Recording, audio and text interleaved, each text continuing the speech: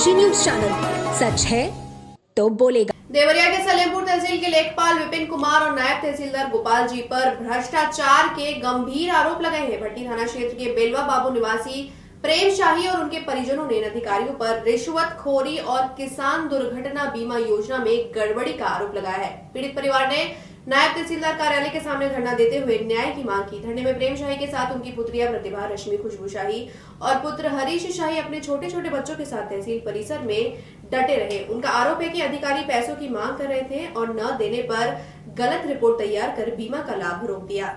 परिजनों ने बताया कि प्रेम शाही 2019 से मानसिक रूप से बीमार है और उनका इलाज देश के विभिन्न मानसिक अस्पतालों में चल रहा है। इस दौरान उनकी पत्नी शीला शाही ने घर परिवार और खेती की जिम्मेदारी संभाली, लेकिन 2024 में एक सड़क दुर्घटना में शीला शाही की मौत हो गई, जिसके बाद परिवार पर दुखों का पहाड़ टूट पड़ा। पत्नी की मृत्यु के बाद परिवार ने किसान दुर्घटना बीमा के लिए आवेदन किया। जांच का जिम्मा लेखपाल विपिन कुमार को सौंपा गया, लेकिन परिजनों का आरोप है कि विपिन कुमार ने 20,000 रुपए की रिश्वत की मांग की।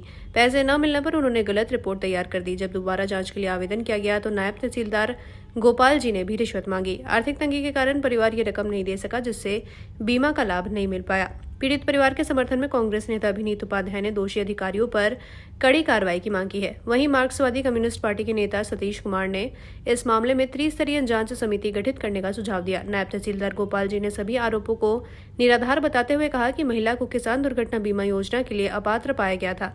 उन्होंने दावा किया कि रिश्वतखोरी का कोई सवाल ही नहीं उठता। घटना के बाद से तहसील प्रशासन सवालों के घेरे में है। पीड़ित परिवार न्याय की मांग कर रहा है और जनता में भी भ्रष्टाचार के खिलाफ आक्रोश है। मामले की निष्पक्ष जांच और दोषियों पर सख्त कार्रवाई की मांग जोर पकड़ रही है। पे क्यों बैठी हुई हैं? मैं बैठी हुई हूँ, मेरे को न्याय नहीं मिल रहा है। इसकी वजह से किस बात का न्याय? मेरी मम्मी का एक्सीडेंट हुआ था। कब?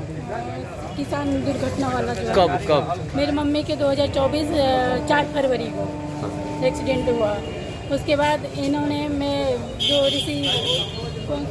किसान दुर्घटना वाला बीमा होता है, वो तो मिलना चाहिए था ना। मेरी मम्मी मालिक थी, घर की मुखिया थी, वही खेती बाड़ी करवाती थी। बाकी मेरे पापा हमेशा बीमार रहते हैं, भैया मेरे रहते नहीं थे, वो ड्यूटी पे रहते थे। तो इन्होंने झूठा आरोप लगाया है लेखपाल सर ने कि एक बाप और बेटा खेती करवाते थे, वो कुछ नहीं थी, बीमा के लायक नहीं थी, जो कि मेरी मम्मी ही सब कुछ करवाई थी। 20,000 रुपया मांग रहे थे। मैंने उस समय प्रेजेंट टाइम में दे नहीं पाई इनको, तो इन्होंने झूठा बयान लगा के दे दिया कि वो कुछ नहीं थी, घर के बीमा के लायक नहीं थी।